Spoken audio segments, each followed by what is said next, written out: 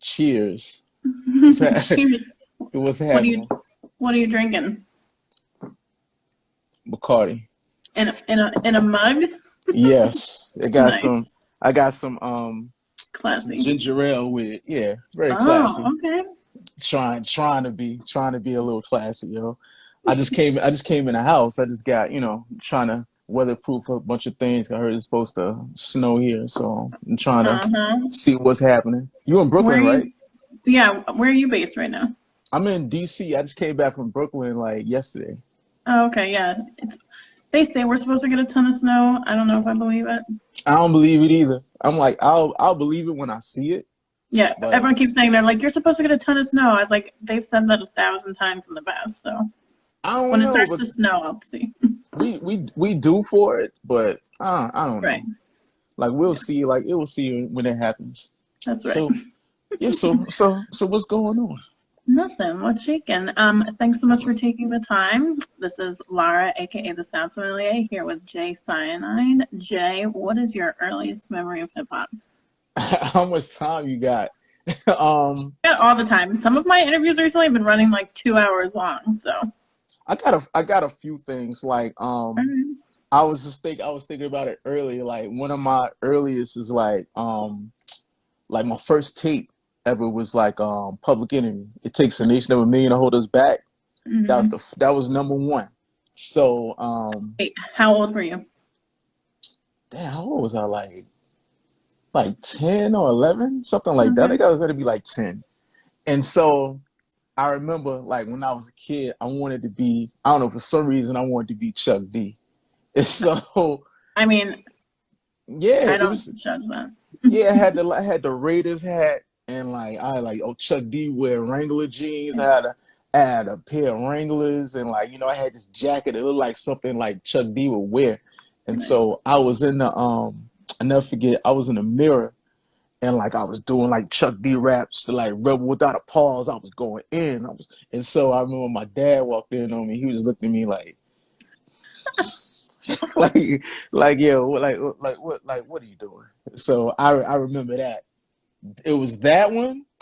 That was one, and then there was another one. Like, I remember this is when I was a kid, and I would kind of remember like this rap thing is like, yo, this thing is evolving. As a kid, I knew it. Like Mm-hmm. my cousin had a she had like it's like Proline. Like Proline is like this company that do stuff like S Curl I was gonna and say, I like think I've heard of that yeah, the company. Proline family. So they had like this Black History cassette tape. And it's like all these different artists and like Run DMC had a song in there called Black History. And I Mm-hmm. remember it. And like I don't know, as a kid, like Run DMC was just different than me because they always had like the guitars and all this other stuff Right. in the songs. And I remember this. I thought they was dope, but this Black History song was not the move. It was not good. It No. was the message, yes, but like the song was terrible. Right. And I remember like just listening to it, and she was just like all into it. Like this is the best song ever. This is probably like before the Public Enemy. And I remember like another cousin of mine coming in. He's like, "Yo, you gotta hear this new dude, like this dude named Rakim. You gotta hear." Like, he's like, "You Yeah. gotta hear this Rakim." He's like, "There's this other guy named Coogee Rap. Like, you gotta hear these people, right?" And like when I heard that, and then I listened to the Run DMC again, that's when I knew everything was changing. I like, I might True. want to get into this rap thing, but those were the early, like my early inklings of hip hop and like seeing Lisa's boobs on TV. That was it. That was it. Those are that was everything to me. I was like, wow. I And get that it. So you grew up in Charlotte, but spent a lot of time in NYC, which I guess you still do. mhm. What are some of the earliest records you recall listening to when you were younger? It's probably like stuff that my dad had. My dad had like a lot of he had like a big record collection. So he had a lot of stuff. So the earliest stuff I can probably remember was like, of course, like Earth, Wind, and Fire. Every black household's got like Earth, Wind, and Fire. But my dad had like stuff like that. Weather Report. Weather Report albums was just crazy to me. Yeah, Weather Report, All the Earth, Wind, and Fires, Sade, things like other things like Level 42. Okay. Then he would have like it was a group Freeze. They did like the AEIOU, but they were like a Oh, really okay. dope group. So he would have those records and like it just be music that you wouldn't really find like in the average like Right. black household. And like so it kind of like shaped me into like finding different sounds. A Steely little bit Dan, diverse. Hmm. yeah. Like sometimes he was, back then black radio played like everything else. They played like Hall and Oates and other things besides like what they play now. You might hear NXS and different stuff like that. You hear those things. So yeah, that's my pop. So all this hip hop shit, owe it all to him. Nice. How old were you when you started to write? Um, Probably like the fifth grade, fifth, Okay. sixth grade. Yeah, like around that time, my first rap was like it was Black History rap. So you take all the like, you take all it's like me and a couple of like four other brothers in the class. You take all the like, you take all the brothers, the black kids for the class. Oh, Hmm. it's this thing called rap. What y'all do want a rap for us? So we all went home and we wrote our rhymes. I had Harriet Tubman, so Nice. we went from there. The next day, it was so good. They loved it so much that we just went all through the school. You know what? This is June. This is like no. This is probably like junior high, seventh grade. I was So gonna say you that went, was so cute yeah, for a second seventh to think about grade. fifth Yeah, graders. yeah, seventh grade. So and they were like, "Oh, you got to do this. You got to go to this after school. After this, like I guess like when school was getting ready to dismiss, they told us to come to Hmm. the office and do it over the intercom and stuff like that. Oh, So yeah, okay. it was crazy. Nice. What's up, Earth? Were you the type to battle others while you were in school? Yeah, like that's another thing. Like when I was in school, I was really into like battling, like just going the insults, like really going in on people at the lunch table. We used to do it like beat on the table and after school. Like it's to the point that you will want to fight me. It was like it was good. I was really into like the battling. Um let's see, battling. Then like after we would go, we was like in our neighborhood, we had like these green transformer things, like that you like for the power company. And we Oh, were okay. all, they would tell us like, don't fuck with these, leave these things alone. We would beat on them and we would sit on them. They would get real hot, but we didn't fucking care. We was just kids. So yeah, getting into battling and everything like that, winning like contests at school, talent shows, like, even going like when I was going to like college, like winning like battling at school and winning stuff like that. Yeah, it was a thing. Don't get me to do it now because I don't even I don't care have about it I no more. I I couldn't don't even battle care you, about so it no I more. won't. So you've said that you have a very odd ear when it comes to producing. When did you develop an interest in production? I think I kind of developed the interest like listening to like 3 Feet High and Rising, and I remember like going. It's a friend of mine named Malik. Like Malik really got me into like He he scans you. yeah he Sorry. got that's Gensu right there. Peace God. Yeah, Malik really got me into like sampling. Like that's basically he's like my teacher. I remember walking into his crib and he had like a floor model TV and he had two turntables and the Luck of Lucien Tribe Called Quest played. And I was like, Mm-hmm. when it starts, it's like the British national anthem. Then the Uh-huh. song goes in, and I'm like, what the fuck is this? That album, 3 Feet High and Rising, those were the Mm-hmm. albums that made me like really get into like what I'm doing. And like the ear comes in because like I just have an ear for like unusual sounds or Mm-hmm. the way I might make a beat. Like sometimes some people might be like it drives like Kev Brown. It drives Kev crazy as shit. Like sometimes I'll like make a beat and I won't make it on a one, or I will do this. I will do certain things, and he's like, "Yo, what are you hearing? What do you hear? What's going on?" I'm like, a lot of people are like that. Like I might send people a beat, they like, "I don't get it." I'm like, "Trust me." I'm like when I Right. mix it, when it's mixed or whatever, you'll get it. They get it then, but like my ear has always been different for like I guess like different sounds. I think I Mm-hmm. get that from like my pops and like him playing like all this stuff when I was a kid. Another thing to thank him for. Yeah. So when you go digging, which sections do you spend the most time in? Really like foreign records, like progressive rock records, the prog records, like any progressive rock album, because I know it's for that ear and it's gonna be some weird ass sounds. So I usually like always go for like the weird sounds, and like I know the record's gonna go one way, then it's gonna flip into something else. I've been really into like a lot of Russian records and like French records like lately, like soundtracks. Yeah. So that's the first thing I go to, because most dudes go for like the records with the, oh, he got an afro, I'm gonna go to this record. So I just go totally left. I go to something Got else. Yeah, yeah, most definitely left. So who were some of your earliest influences? Music wise, some of my earliest influences Any were any kind of influences, just on your sound and your style. um of course like the contemporary hip hop, like with of course the Pete Rocks, the Large Professors, DJ Premiers, but then also some people who don't get that much recognition. Like big influence on me was like the Bomb Squad, 45 King, um, who else? Like yeah, 45 King, of course, like Madlib, that's the Yeah. guy. Like, but then it also comes to people like, like listen to Donald Fagen, Talking Heads, who else? Like just people in that lane, like a lot of new wave groups, like this different shit like that.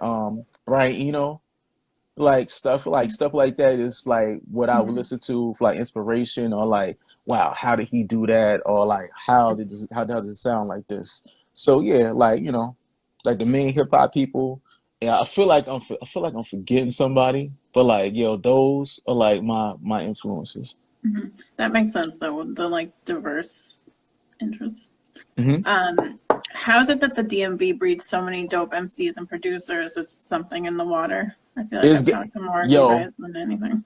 I feel like it is something. I feel like it's something in the water, and like I feel like it's so much talent here because so many people, like I guess like their families, had those collections and stuff too. It's a real musical area. Like I feel like sometimes I think I've been here for like 9 years, but I feel like I've been adopted like to this area, because like I used to live in Charlotte. Charlotte didn't really give a fuck about what I was doing like that. But like yeah, Was there they even a did. scene down there or up there? Yo, it was a scene. It was a big scene Okay. in Charlotte. Like when I was coming. Well, I'm gonna go back to the DMV shit in a minute, but like in Oh yeah, Charlotte, sorry. it was a big scene. Like it was a lot of people. Like it was this one dude I used to battle all the time. I met him when I was in college. This dude Matic, and he's in the group. I think you might have interviewed him. Like Matic Oh is, Manic, yeah. yeah. We went to school together, and we used to battle each other. And I used to bust this shit back then, yo.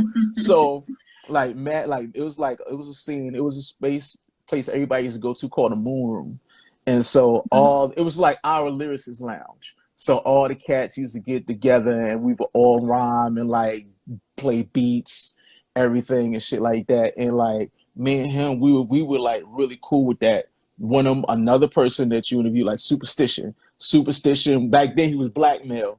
Like I remember people. It was a dude named B Pays. That's when I first met Superstition. It was a guy named B Pays on like the radio station there, Power 98. I think he did like PR. He did something there. He used to always try to get us to battle each other. He wanted to bring us to the radio station to battle each other. Back Yeah, then, he back told then, me you guys have known each other a long time. yeah.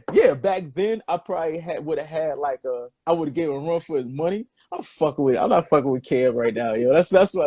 my boy. But Yeah, like he's on fire. it was that scene. It was a lot of people there. Like Gene, shout out to Gene Brown, Gene there And too. Gene. Like I met Gene. I've known him since I was 17. Met him in a studio session, Nice. and he was like there before we were. But it was like East Charlotte, where I grew up at, where I hung out at. It was so many MCs. And another thing about Charlotte, a lot of people from New York moved to Charlotte. So it was that. It was the essence of that.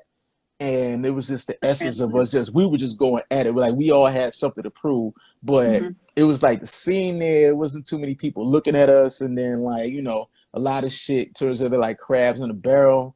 And so, after a while, people be hating on you. People hate on you and stuff, yo. But shout out to the new MCs out there right now. Like, I got a little cousin that make beats, like Oh, Simon. nice. He's dope. Like Simon, Lord Jamonti, like it's a lot of dope MCs like in Charlotte right now, and they really doing their thing.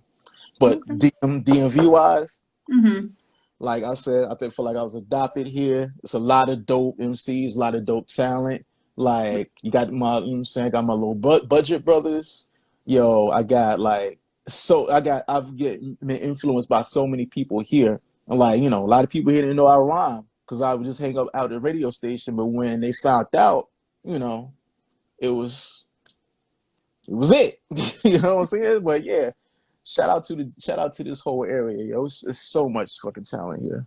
Yeah, the vibe there is fantastic too. So, Hmm. did you have anyone that served as a mentor to you early in your career? It had to be my homeboy Malik. Like Malik, if it wasn't for him, I probably wouldn't be doing this because like Nice. I watch like this. This is the type of brother like I see people like this. Like I consider you like a true master of like Mm-hmm. hip hop. If you can rhyme, you can DJ, and like you can make beats. To me, like you're a true master. And he could do the windmill. He could do all that shit. But like we grew up around each other, and like he was the first person I seen to make pause breaks. You taught me how to make pause breaks. Yeah. I guess like he's the same one I like when I saw him playing the Tribe Called Quest joint. I was Mm-hmm. like something about this dude. It's like where we grew up at, like it wasn't, nobody doing anything and listening to the kind of shit that we was listening to. So like it's gotta be him. Even to this day, he nice. Like, that's like that's family. That's my brother. That's my Aelite. Like I give him all the credit. I'm saying we need to start doing like some music together because like his ear is like my ear. Like we're both like just very like out there. We do a lot of shit. So I give him like all the credit. Yeah, Yeah, you shout out to probably him. need to do something together. Yes, we probably in the future we most definitely will. He sent me some shit like not too long ago, so we most definitely will. Yeah. Mm-hmm. So you mentioned Kev Brown earlier. Hmm. So you refer to him as your big brother It's for big many bro. years, and you've worked with him to put out your debut AP, The Actual Heat, in 2017, which was also the first release by Official Crate Music. What were your initial intentions for the album, and did it change a lot during the recording process? Like with the actual Heat, like that album, that was a fun time. Like Official Crate, shout out to Dave. That was like the beginning like of his label. Like it's funny how it all happened. I was working on the album, and matter of fact, I was in like Annapolis, Maryland. I was working with Gene, Okay. and I was like helping him like set up, and like he was selling records out there. Like I think something like Knife Wonder was doing. And I was helping him sell records, and like Dave walked over, he's like, I heard some of your music. Yo, and he was like, I wouldn't mind you doing something for I'm starting a label. And so I'm like, let me see. Let me see what you're doing. Like, let me see what's popping. What's going to happen with that? Mm-hmm. And so, I just started working on the album. I got Kev to mix it. Like I did, like all the beats that he hit me with. Then Gentoo came through.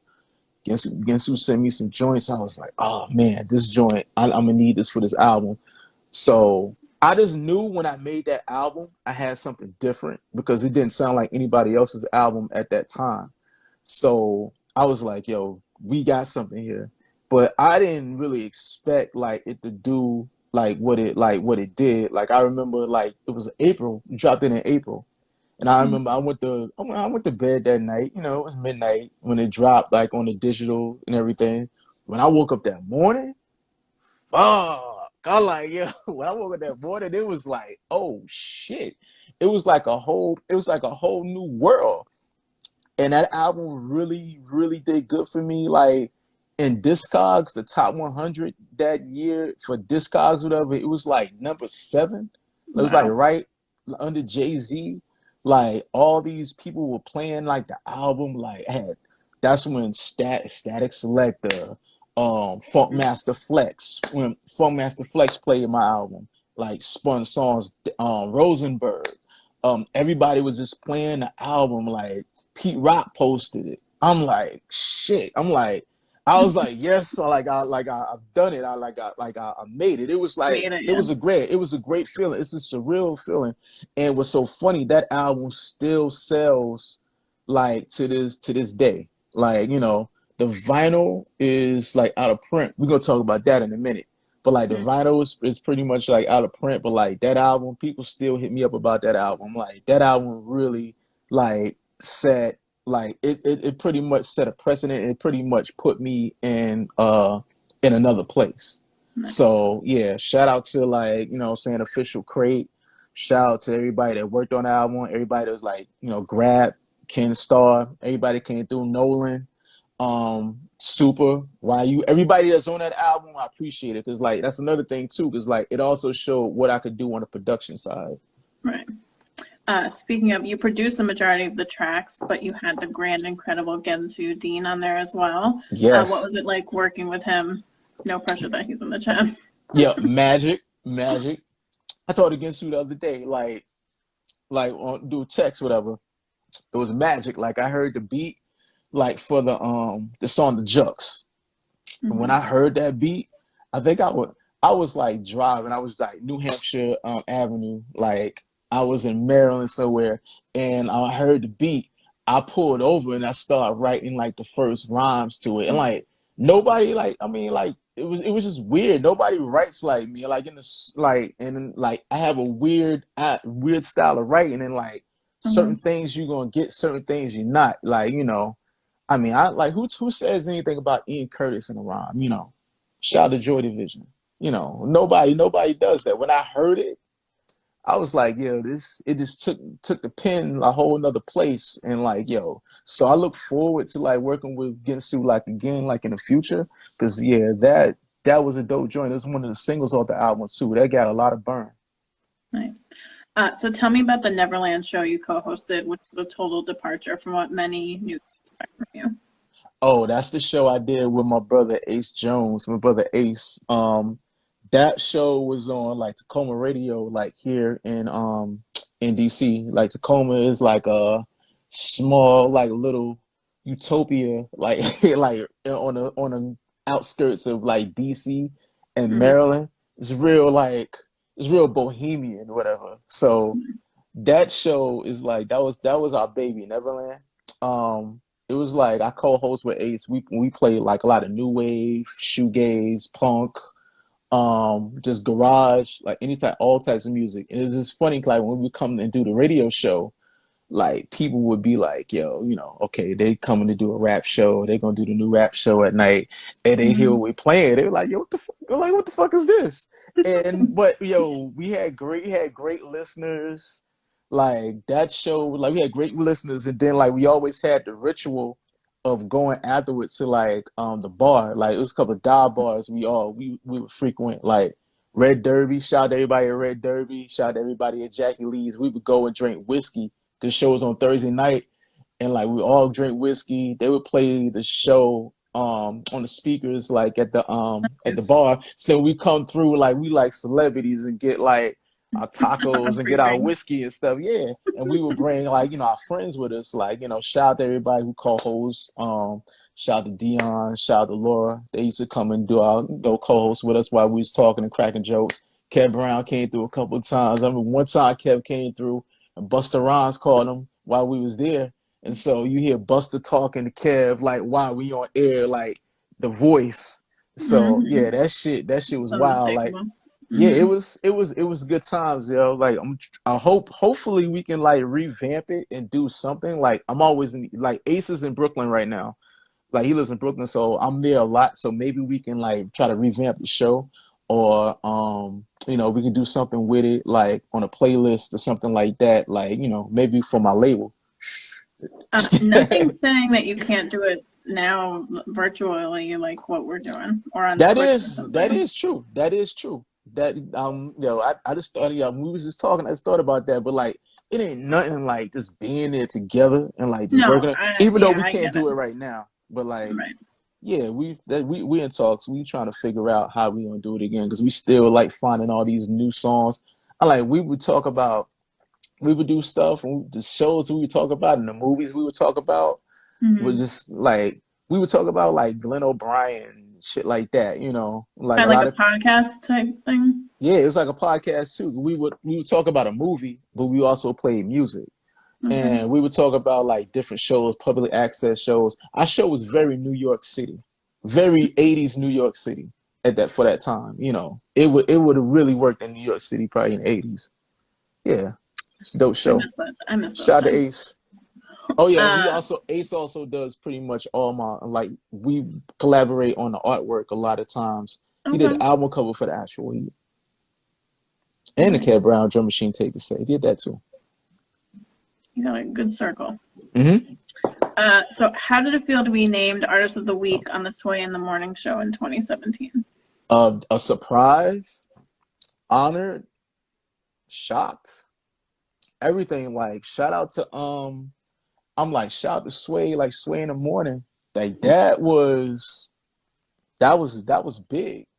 You know, I'm like I was not expecting that. Shout out to my homegirl. Oh man, I forgot. Yo, she gonna kill me for this. Like she put me like I guess she put me onto it. And Mm-hmm. like she like, yo, I'm gonna make you the artist of the week on Sway in the morning. I'm like, yeah, right, you know. Uh-huh. And then next thing you know, she did it. And that was wow. They played my music all week.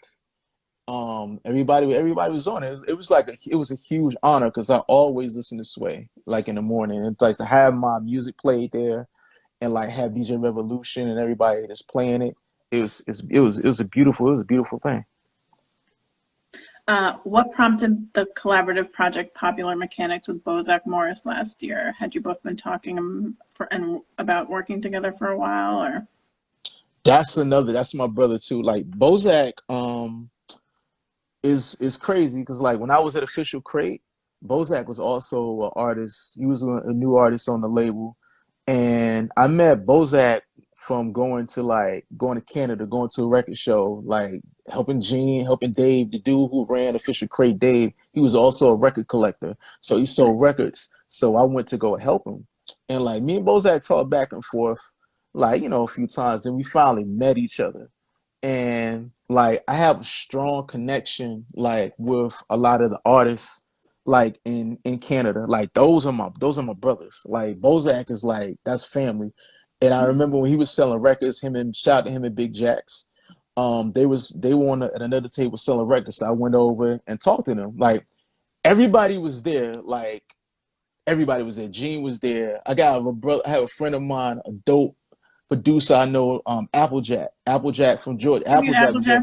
there. Yeah, that's family. Everybody was Mm-hmm. there, and so Jake One, and so many people. Shout out to Jake One, and we sat there and we talked about it. We like, yo, we should do an album, and so we just figured out what time when we were gonna do it, and like he kept sending me songs, and then it was a time I just went to Canada like fuck it, like let's just finish this album. Like I pretty much go to Canada on a regular, so Mm-hmm. like me and the brothers up there, like really dope brothers, like we all like just clicked.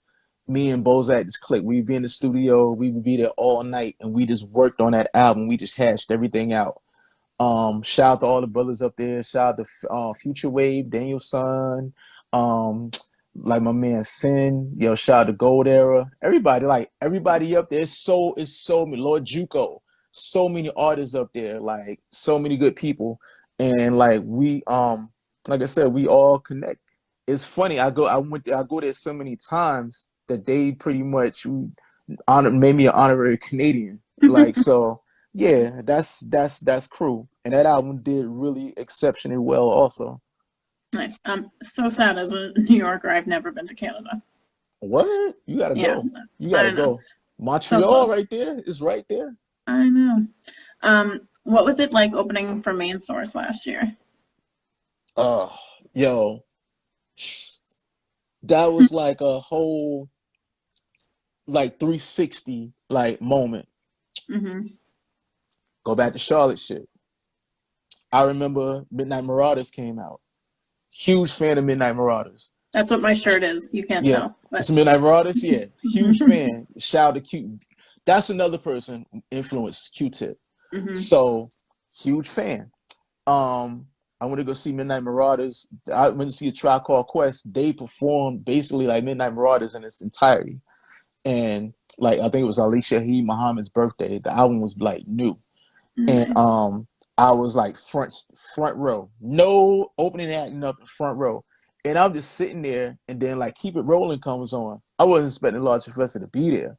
He was like a couple of people next to me. And he got up and he did his part, and I was like, oh shit, And I told my people at the time, I'm like, yo, I'm gonna work with him. Like one of these days, I'm gonna work with him. So funny, like I get a call, like from my shout out to my brother Two Tone Jones, and I get a call, and he's like, yo, DJ, and I open up for Main Source, like. I'm like, yo, and before he even got it out, before he even said it, I was like, yo, I'm there. Yes. I'm the opening act. I'm the opening act. Fuck that. I don't care. He's like it's nobody else here. I would ask. So I was like, that's it. And it's the fact. It's also I've come to know Large like through the years. Like Gene introduced me to him like in New York a long time ago, and like that was mind blowing. And then like it's just the fact that like. Even before the show, like I would see Large around. I would see him at like Central Park. Like I went to a Stretch and Bob show out there. Large is there. We know each other, and like it was just he knows my name, so I'm just like, oh shit, that's crazy. So anyway, like when it comes to doing the show, like when it comes to me doing the show, I don't care who going after me. Like you gonna have to change the order. I'm gonna kill that shit. So that's the like running, jogging, and doing my ride breath control. That's the number one goal. I'm gonna kill it. So like just having the chance like to open up for him was like crazy. And also like a family friend of mine is like a friend of mine for years is Barbito Garcia. Barbito walked me out like on the stage, and he introduced me. I'm gonna kill that shit. So yeah, so he introduced me, and then like I'm doing my set, and you have Lost Professor, you have like Neek the Exotic, you have like everybody he came with, packed house. You have Large on the side next to Bob watching my whole set, like this motherfucker right here, and like that was like a crowning moment.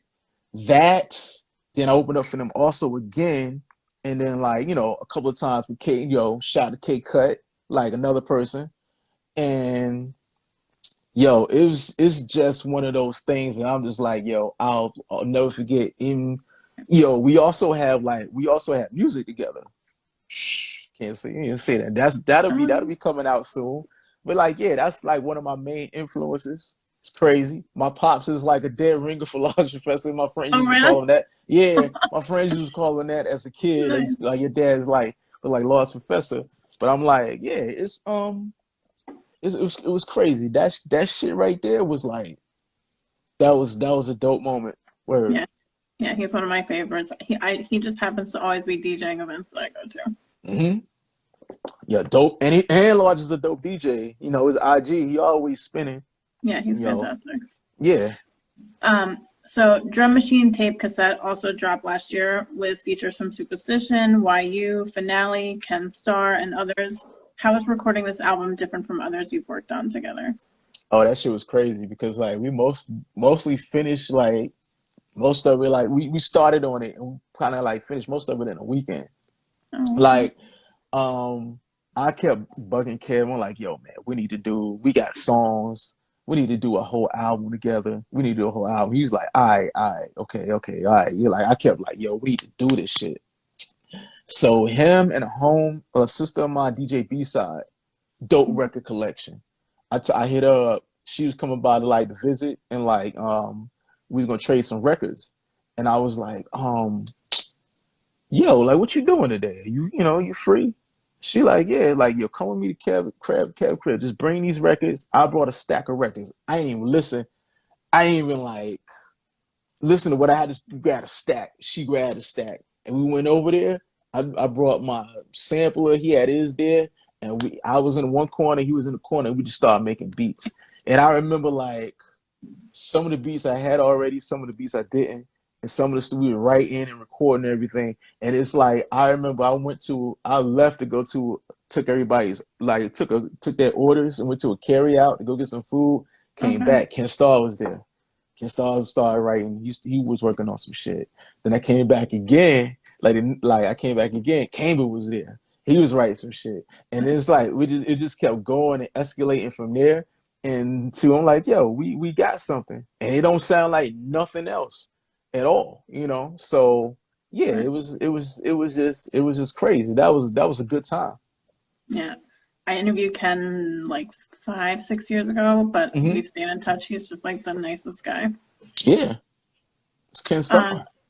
so you always seem to enlist the help of DJ John Doe to provide the cuts on many of your records, including Buck Rogers, the first single off that record. Why Hmm. haven't the three of you come together to form a group yet? See, that's funny. Okay, I'm gonna give you the history. I've been around this shit for like a long time, this hip hop shit. Mm-hmm. Everywhere where I go, everybody adopts me. Like every city or Everybody just whatever. loves you. They love me. I got Canada, I got DC, I think they still love me. Charlotte, I don't Mm-hmm. know. Like New York, yeah. But like, I'm thorough with that shit. But like, Atlanta was like always a second home to me, and John was in Atlanta, Mm-hmm. and I've been around for a while. Like John and Eddie Meeks, they have a radio show called Southern Vanguard right now, a radio show and a podcast. Yeah, I've been trying to Um, get them on here. yeah, I used to manage them. Oh, okay. Yeah, like like they're a little older than me. But like, yo, me and John, like when I was in Charlotte, I had when I was in Charlotte, me and like I got married young. Like me and my ex-wife, we like started our own record label. Okay. And it was a couple of our friends, and like she found this group, like it was this group in Atlanta called Prophetics. We were gonna meet them and like go talk to them. So when we met each other, like I met them, we just hit it off. And Mm-hmm. like their first album, like I worked on their first album. Like I had two beats on the album. Applejack has a beat on the album. That's when I met MF Doom. Doom was on the album. The so from working on that album, I got my first distribution deal, and it was through Day by Day Entertainment. Day by Day Entertainment was like DJ Fisher. DJ Fisher was Doom's manager. Okay. Doom and MF Grimm. They signed me to like signed me and my group Lost and Found Apartment to our first I guess our first shit, our first thing. Right. Like the first thing we ever put out was a song called Three Treacherous, a 12-inch, was featuring Superstition that I produced. Um so anyway, like to make a long story short, we worked on that first album. That first album was like the shit. I remember Elemental magazine was big in Atlanta at that time. Still love And Elemental. yeah, it's really big. And they got like a perfect on that album. Like, and I was like, wow, I worked on that album. And so, anyway, I would just go to it. Like everybody else was in Charlotte, but I would always go to Atlanta like Mm-hmm. all the time. So I Mm-hmm. just stayed with John, and like I would like we would make beats in the base, like in the garage. We would make beats. The studio was set up there. We would like go digging. We would go. I mean, we went to Scribble Jam. We drove. We went digging the whole way there. So I got a chance to meet like RJD2 and DJ Prism, rest in peace. LP, all these people.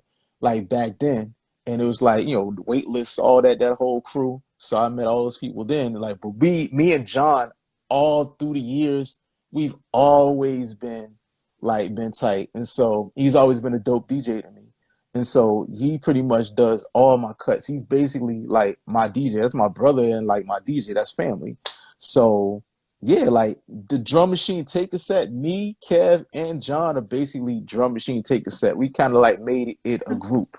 So So yeah, like a like self-titled. yeah, it's like because like the name of the album was so dope, and so Kev was like, we should call ourselves Drum Machine Take a Set. I'm like, all right, that's cool with me. So it's like a side group, whatever. But like John would forever like that's the first person I ever choose to do like any cuts for me.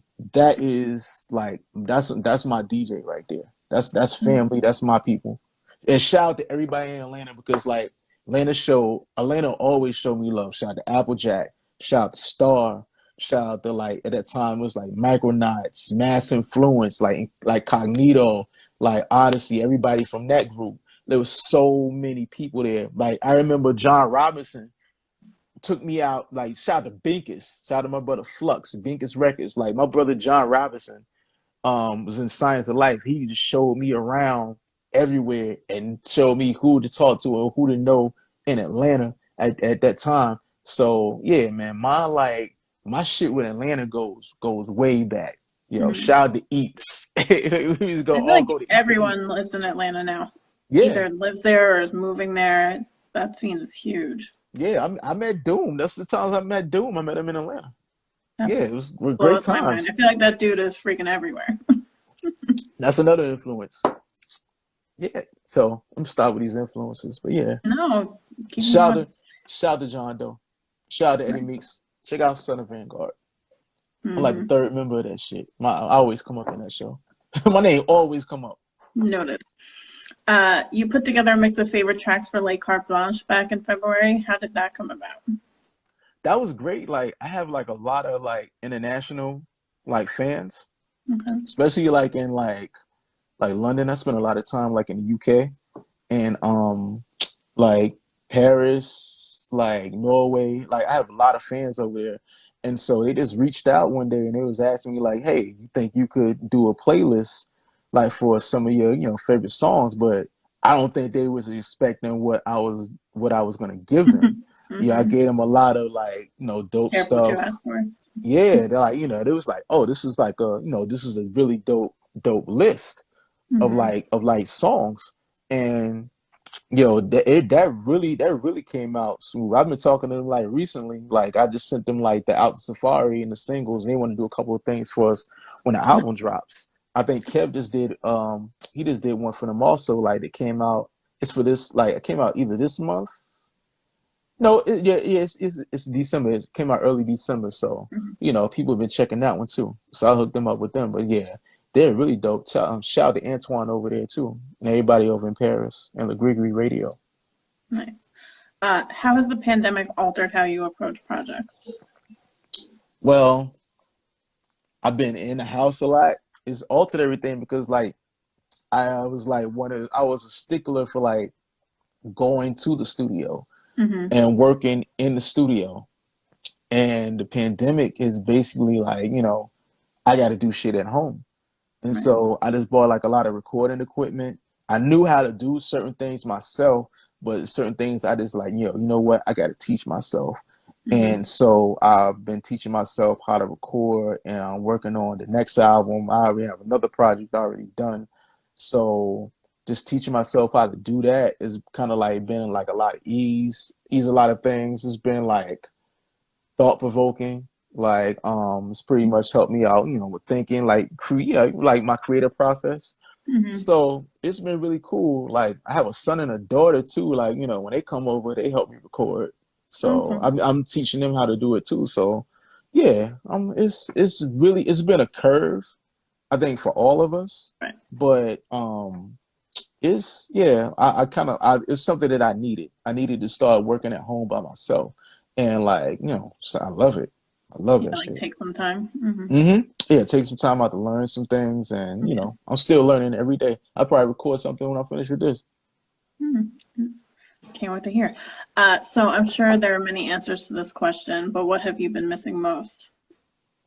About since the pandemic, Mm-hmm. the bar, the bar down the street, like the place was really. I mean, I know it sounds Like crazy, but like like just being around people at the bar, or just being able to go to the bar. being around people, and then like when we did the radio show, we would always go to that bar. Even after the radio show, we would go to the bar, but it was like the music they played. They played the same Mm-hmm. shit that we played on the show.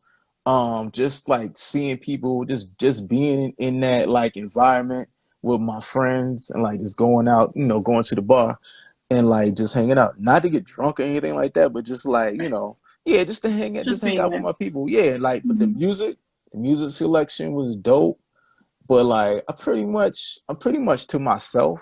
I don't be in everybody's face, anything like that. Like I spend a lot of my time like in New York. Like I'm pretty much probably moving like maybe when this is over. So, I spend a lot of time in New York. Like I'm in New York every week. So, Where? um, like I'm Brooklyn. I'm in Brooklyn like most of the time. Like Where? like like the Height, like Crown Heights, like in Nice. that area. Yeah, Crown Heights, and I had family in the Bush and Flatbush. Oh, nice. So yeah, I'm pretty I'm around. close to Flatbush. Yeah. So what part are you in? I'm in Midwood. Oh yeah, you mad close to Flatbush. Yeah, Mhm. it's like it's like I say, it's funny. Like I was like I'm always there. Like I left yesterday, and like I get there in no time. Yeah, So I've driven to DC a couple times. It's it's nothing. not that close, but it doesn't take long to get Nah, to. nah, nah. It took long yesterday because it was raining. And it took forever. Mhm. But like any other time, like, it took me like 3 hours, 3 hours Yeah, some I drove change. down there for the Black Star show at Anthem, Oh, however many years You ago. went to that show? Hmm. What? Yo, I was so pissed I couldn't go to that show. Like, It was yeah, amazing. Most is another like influence of mine. Like his whole style is just like it's out there. It's out there. Yeah. So you were one of several MCs featured on the Pete Twist release, The Honors, this past summer. How did Hmm. recording go for that record? Shout out to Pete Twist. Pete is a dope producer, engineer, down in Virginia, the Virginia area. I recorded with him a lot of songs. Um, that went there go Bob right there. That was yo, what's up, Bob? Yeah, that was dope because Pete sent he I was in the studio working on some other songs. I think I was working on a song for Large. And like he threw me the beat and like I got something for this. I can write to this. I can do this. And so he held on to it. I think because Pete is in a group too called Grime Lords, and this was another MC, Born Unique, dope MC. Yeah, I know And so, them. oh, yeah, Born, yeah, real dope. So Born Mhm. was gonna be on it, but then I think like he let Camber hear it, and Camber got on it, and so the song just went to another place. Like Rosenberg picked it up, Rosenberg played it. Like of course, like Rosenberg, Eclipse, so many different people start playing the song, and like hearing it on Hot 97, like what I'm saying. I got 15 songs played on Hot 97, but I'm not Yeah, I can bragging. tell. But yeah, but hearing it on Hot 97 was dope, and like that song really did good. My man Ace did the artwork for it, like so yeah, I've done a few singles, but like that single, like it really did do good, and it was dope to also get a chance to do a song with Kane because he was one of the first people I ever worked with when I came to this area. He did a joke with me, and I was like dumb hyped about it. So shout out to Canberra and shout out to Pete Twist. Nice. So you also recently contributed beats and rhymes to the Naps and Dreads album. Where did Hmm. this collaboration come from? Oh, I just got on the phone with him. Shout out to Naps and Dreads. That's another person I met. I did a song with Superstition that John Doe produced, and Naps was on that song. And I Okay. was like, yo, who is this dude rapping? Like, he's killing it right now.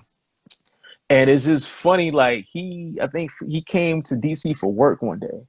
Like, he lives in, like, Florida. He came to DC for, like, a conference or something. And I met him at the bar, like, down the street. And he was like, yeah, and we just really connected, like, really good brother, and he just telling me he's putting his album together and if I had anything that I can contribute to it. So I had went shopping. I had a whole stack of records I had got like digging in Bushwick. And so I found something and I sent it to him like, what do you think about this? It's a song called Last Train to Gatwick because it made me think of like it was something I listened to like when I was like on the last train to Gatwick when I was going to England. So when I Mhm. was going into London, so I was like, just let me know what you think about it. It is something that you can work with. Let me know. And so he was like, yo, this is definitely dope. So he wrote something to it, and I wrote something to it. Next thing I know, he was like, yo, man, this has got to make the album. This is gonna be on my album. I was like, oh shit. I've done production, but like I haven't done as much production. I think you'll see my name a lot like this upcoming year. And Mhm. like just doing that song was like Like that was great. Then having like the great like Eddie Sancho like mix it. You know, he's mixed like Premier, like Jay-Z, Nas, like all Nice. these people. He's mixed their music, and just to have him like mix that was like And that was touch special. your That was stuff, yeah. yeah, that was very special to me. So I'm like, yo, this is a joint, and he just hit me up today because I helped him get like help him get a nice like vinyl deal for the album. And Mhm. so he was like, yo, we was just talking about, he's like, this song sounds really good on the vinyl. And I'm like, man, hey, I'm just glad to be a part of it. It's a lot of dope names on that. Mhm. A lot of dope names. So last month, you and Kev Brown dropped Out the Safari, the lead single off your sophomore project, Stay from the Pack on Fat Beats Records. Hmm. What was it about the beat that had you so hype about the record? Because I read a post that you made about it. Oh, because when I made that beat, like that's another trip. I came from Canada. I went straight over Kev's crib. They were having like a little get together, like a little party. This is like in January. Okay. And like January, February, around that time, this is right before the pandemic. And like I was like, dude, I got this. Like I got something. Went downstairs and we just like in the studio and I started making beats. I made that beat on the spot. That beat reminds me, this album, I'm looking at this album. I approached this album, the beats that I did, everything that we did was I approached this album like the Low End Theory or our Midnight Marauders because it Nice. don't sound like nobody else's shit. And when I made that beat, in my mind, what was playing in my mind was Award Tour. Like, so I wanted to be upbeat because like a lot of hip hop now is like slow as fuck, and like Mm-hmm. I wanted it to be like totally different. So those drums kick, the sample is crazy, it's all over the place. I just chopped it just right, Nice. and I just wanted it to be like a whole, like I just wanted it to be in its own universe, which is it, like it is. And so like I got really hyped when I heard that beat and we started writing to it and the back and forth. Mm-hmm. It's like, to me that beat sounds like a breath of fresh air. And Nice. so when I released it, and like the like the streams and everything for it have been fucking ridiculous. So like I'm really proud of that. I'm really proud of that song. Nice. So we've talked about Hot 97 a lot. What Hmm. was it like hearing that track play on Hot 97, and where were you the first time you heard it? Stupid. It was stupid. I was like, Rosenberg played it. Rosenberg like, oh, he like, I got an email from Rosenberg. He like, oh, I'm playing this tonight. I was like, word. And he's played it four weeks in a row since I gave it to him. See that four. So it's like, but still Mm-hmm. like a lot of songs like like on Hot Mm-hmm. 97. But like it's crazy. Like like a week ago, I was talking to Buck. It's just wild. Like this hip hop shit is wild. I was talking to Buck Wild on the phone. No, we was texting each other. I was talking to Buck Wild, and then I just something just told me to turn the radio on. The shit was on again, and I was just like, yeah, like having spins on real late night on Hot Mm-hmm. 97 is dope. But I've also had spins with like Bozak with Sunday Morning and a couple other songs like Midday. Right. That shit blows my mind. Like I used to like always think about like I always wanted to be on the station. It's Hot 97. And like, I could, even when I was in Charlotte, whatever, I could never get local radio to play my shit. Even Mm-hmm. well, I really tried DC, but I don't really get that shit in DC either. Right. But to have like one of the largest radio stations in the world or some shit play your shit, you can't tell me shit. You can't tell me nothing. Well, I'm like, yo, and all these different songs that I play, have Phone Master Flex spin your song for 15 minutes straight. Mm-hmm. You can't tell me shit. Yeah, you got Rosenberg in your corner. You're good. Yeah, shout out to Peter. I really appreciate like Peter. Like it's been so many like Peter, Flex, Hip Hop Mike, so many different people there that played songs. Enough, DJ Enough. Shout out to everybody that's played like anything that I've been on. Ebro, anything that I played, that I've done, that Mm-hmm. shit is great. So I truly appreciate it. Thank you. Do you have a release date for the record yet? Straight from the Pack will be out January the 8th, Okay. 2021. We're dropping another single called Cutlass Supreme December Uh, 29th. It's kind of tricky, like with this whole December, like I guess like December, like a lot of the industry is going, but like, are they really going? Because nobody's ever dealt with anything like this with this industry. But right. yeah, the second single is produced by Kev, and it'll be out on the 29th. But yeah, the album is out on the 8th. Vinyl should be out first week of February. Okay. Yeah, I got a couple. Yeah, I got new, and it'll be out on Static King / Fat Beats Records. Static King is my label, and it's my own imprint, and it's my imprint through distribution with Fat Beats. So it's Okay. my label on Fat Beats Records, and my album also, the actual Heat, is getting um Repress. re-released. Yeah, it's getting Mm-hmm. re-released. It'll be out on January 29th. Nice. So I'm happy about that. That would be Big month like for the you. yeah, that's a big month. Like January, February. I'm really trying to do a lot this year coming up. Yo, I'm taking over. I sound so Get crazy ready. right now. Get ready. Mm-hmm. What's the meaning behind the album title? All right, straight from the pack is like it's so many people like it's so hip hop right now is like so cliquish. It's real cliquish. Everybody's doing pretty much the same thing. Everybody's not being followers. Everybody's just following. Right. Nobody's like really like shedding light because everybody's just following these other people. So I came up with that name straight from the pack. Like, like sometimes like, it's a pack of wolves or like, any kind of pack. Everybody's together. And it's like, me and Kev see things like a little bit different and we Mm-hmm. do things a little bit different.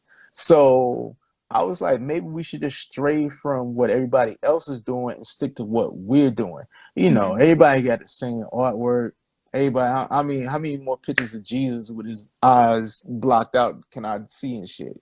Mm-hmm. Everybody like you gotta like be more original. It's like really a call to being more originality. Right. So yeah, that's Nice. that's why I got that name straight from the pack. Wait till you see the artwork. Oh, Crazy. ain't ready. You posted recently about your record collection taking over your apartment. How many do you think you have at this point? That's some of them in a bag.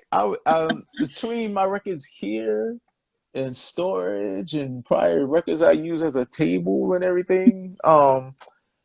It's a I few, feel like like maybe like 3-4 thousand.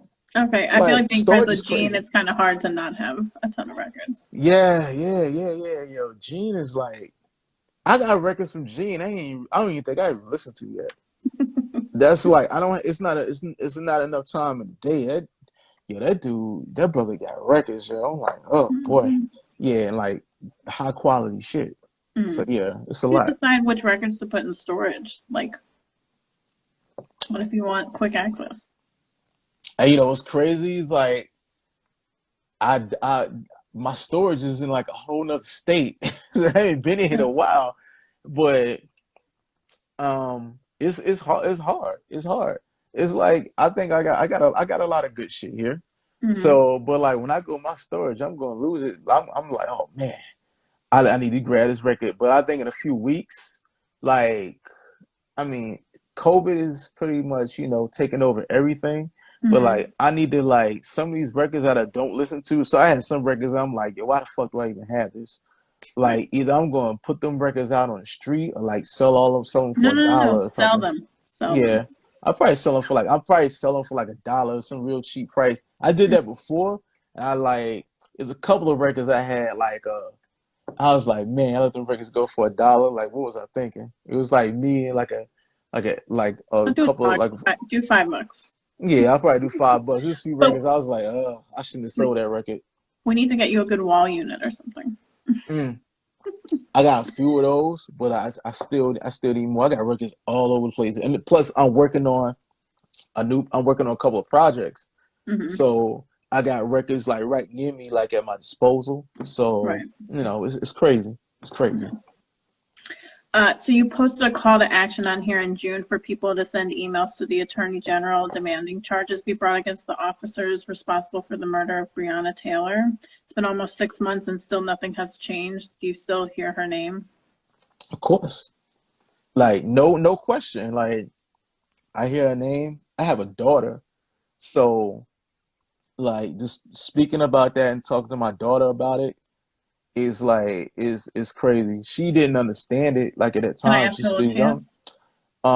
Olivia is 9. Okay. Yo, so oh my God, yeah, she's 9, and like her to not like she really some things she didn't understand, and Hmm. certain things she does understand, but like yeah, like it's a call to action. The shit is fucked up, and like we deal with this every day. Then like and living in DC, you see so much. And look at this shit that happened Right. the other day, like the that Proud Boys. I was in New York at the time, but Hmm. yo, it's crazy. Things are hectic. Hopefully, we see a few changes, but you know, like yeah, of course, her name rings loud, especially on these like in this area, like Hmm. where I'm at in this like for my people, her name rings really loud. Yeah, I haven't been out in a while, but I feel like I haven't heard as much as I was hearing. No, it's still there. You Okay. know, I'm like yo, it's still ringing. Like we're still standing strong for that. Okay. Well, Jay, I really appreciate you taking the time. Do you have anything else that you want to add or promote? Yes, I just want people to. I think everybody who's ever bought anything that's got my name on it or anything I've ever put out, thank you. Um, 2021. I've got a lot of music coming out. Also have an album with a friend of mine named Body Bag Ben. Dope Oh, ass he was in name. here earlier. Yeah, Ben, Body Bag Ben. He's got an album coming out on the 29th with Milano Constantine. Hmm. That album is he sent me I guess like an advanced copy of it. Hmm. Yo, crazy album. We have an album coming out also. It features like we're still like thinking about the title like right now, but that album is done. That album features like it's just me and him on the beats, me rhyming, Nice. and it also features like Rome Streets, Rashid Chappelle, and Napoleon the Legend. So look out for that. Look out for Straight from the Pack from me and Kev coming out on January the 8th, 2021 on my label Static King / Fat Beats Records. I also got a couple of albums coming out. I got an EP I'm working on right now called Living in Large Buildings. Oh, So okay. yeah, so like that's going to be me and a whole bunch of scatterbrain shit that I like to make. So people, will enjoy that. But look out for a lot of stuff coming out with my label. Is here on Instagram the best place for people to follow what's happening, or Yeah, like I would say Facebook, but I don't really fuck with that no more. But like I would not many people say, do? yeah, not too Are you many a people do. Twitter? Are you a Twitter person? I'm starting to be more of a Twitter person. I wasn't, but like it's mostly like Instagram. You can follow me like here. And what I'm saying it's really the Instagram, but Twitter, I most definitely will be like tweeting like more like in the next couple of weeks, especially with Okay. his albums coming up. But yeah, like check out these projects coming up, check out that album, and yeah, that's pretty much it. All right. Well, I hope you have a good night. Yeah, you have a Oh, good night, and I appreciate the interview. Thank you. anytime I'll check in with you. Yeah, just check in. Like, yo, let me know. I'll send you the album too. Oh, thank you. All right, thank you. Peace. Peace.